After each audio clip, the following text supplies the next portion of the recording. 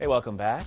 Taking a live look from the Hilton San Diego Bayfront Hotel camera downtown, panning over the bay into Coronado. It's a gorgeous start to your Wednesday morning, Wine Wednesday, for those of us here on the show, of course.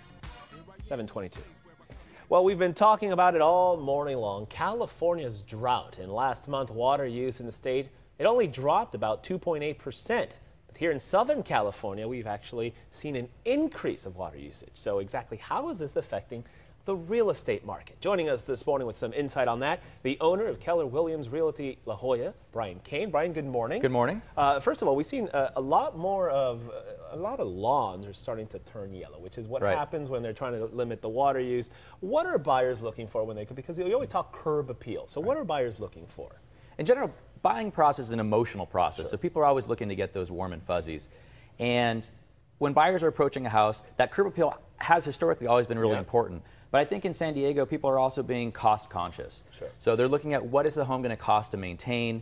And as those lawns turn brown, it's not just, oh, I need to add a little paint to a bedroom, maybe replace the carpet. Now they're thinking, what's the cost of keeping up this lawn or potentially replacing the sod with other types of landscape? Decisions for us, when we were in the house hunting a couple years ago, there was one house, the yard was maybe too big, and my wife actually said, do you know, this might cost a lot to water and keep it green. And sure enough, it was a lot, so we decided that made the decision to not get that particular house. Let's talk landscaping, pools, water collection, etc. Does that decrease value? Does it add value? How do we assess that kind of thing? Well, for the time being, the drought is not affecting the local real estate market.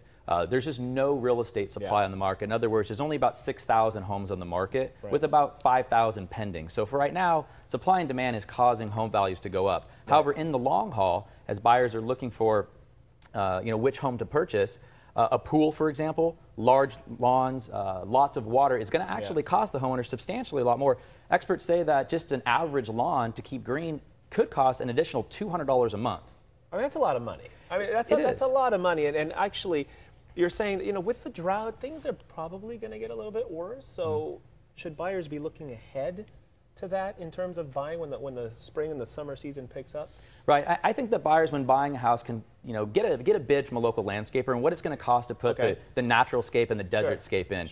We had a lot of people are doing the desert scape. They're doing it. It looks good. And we had a home recently that was on the market with really bad curb appeal. The lawn was brown. It just wasn't looking good. And that was the #1 feedback we got, was that people just didn't like the property from the curb.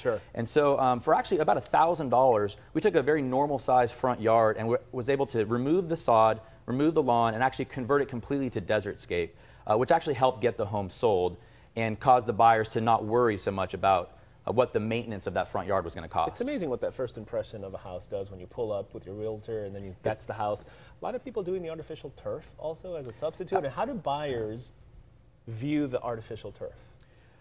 Buyers like it. It's been a mixed bag with the technology with the artificial turf. Some of this stuff looks really, really good. It does. Really good. So again, the cost to maintain a pool nowadays is costing about $150 to $200 a month.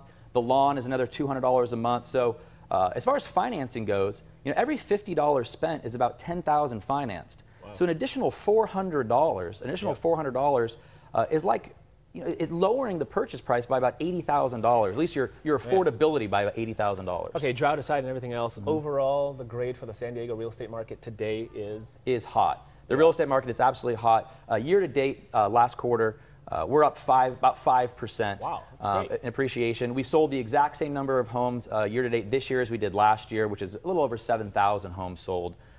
Again, mostly due to supply and demand. If you're a home seller, I truly believe you're kind of at that market cycle peak, and it's a great time to sell. Buyers, lock in that low long-term interest rate. Boom, a lot of stuff going on. Brian Kane with Keller Williams, we appreciate your time. Great. Thank you, sir. Thanks, Earl. All right, let's get you. Oh, by the way, all the information fox5sandiego.com if you want to get in touch with him. The Scene on tab, Mr. Brad Wills, over to you. Yeah, good stuff. Thank you, guys.